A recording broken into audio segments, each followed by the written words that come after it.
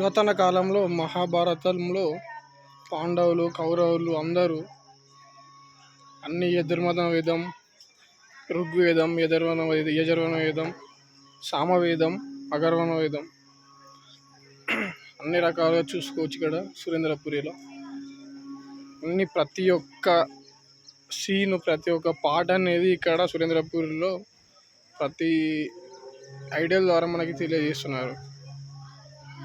ప్రతి ఒక్క కథ ఇక్కడ చూడవచ్చు. శ్రీ వెంకటేశ్వర స్వామి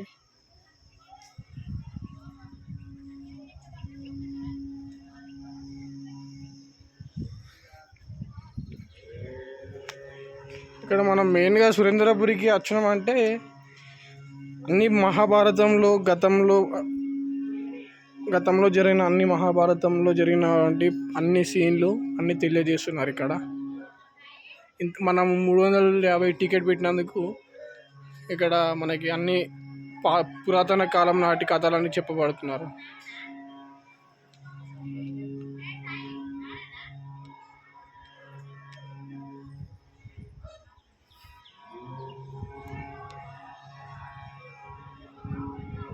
ఇక్కడ నంద్యాల దగ్గర మహానంది అని ఒక టెంపుల్ ఉన్నది. అది కూడా ఇక్కడ చూడొచ్చు మనం.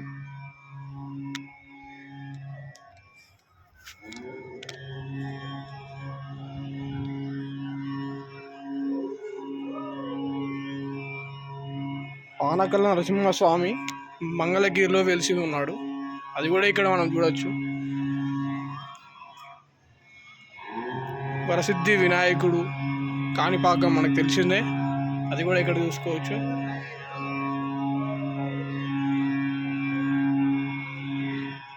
అన్నవరం ఫేమస్ శ్రీ సత్యనారాయణ స్వామి. అన్ని రకాల విగ్రహములు మనకి ఇక్కడ తెలియజేస్తున్నారు. 350 టికెట్ కట్టినందుకు అయితే మనకి ఇక్కడ న్యాయం చేస్తున్నారు. ఇక్కడ మనం చదువుకోవచ్చు. యమలోకం, నరకలోకం పైన మార్కండేయుడు, ఆ పైన దక్షిణామూర్తి శిష్యులతో.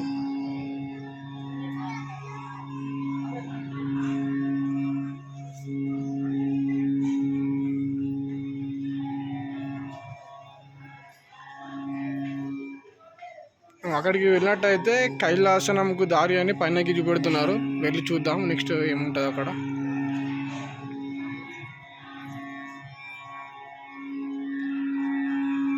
ఇక్కడ తమిళనాడులో తిరుట్టని అనే దగ్గర షణ్ముఖుడు స్వామివారిని చూడవచ్చు మనం.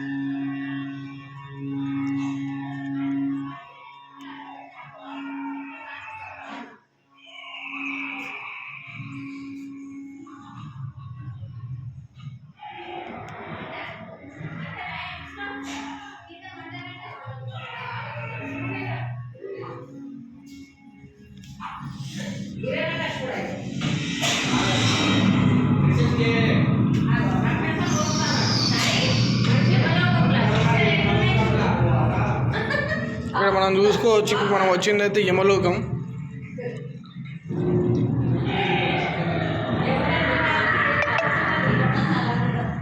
ప్రతి ఒక్క సీను అప్పట్లో ఎలా జరిగిందని చూపెడుతున్నారు.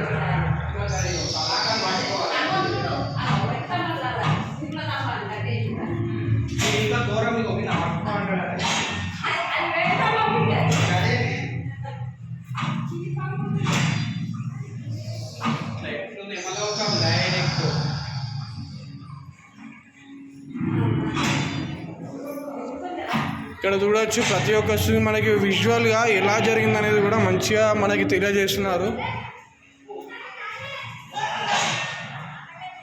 మొత్తం అప్పట్లో ఎలా జరిగింది, ఏమైంది అనేది కూడా మనకు తెలియజేస్తున్నారు ఇక్కడ.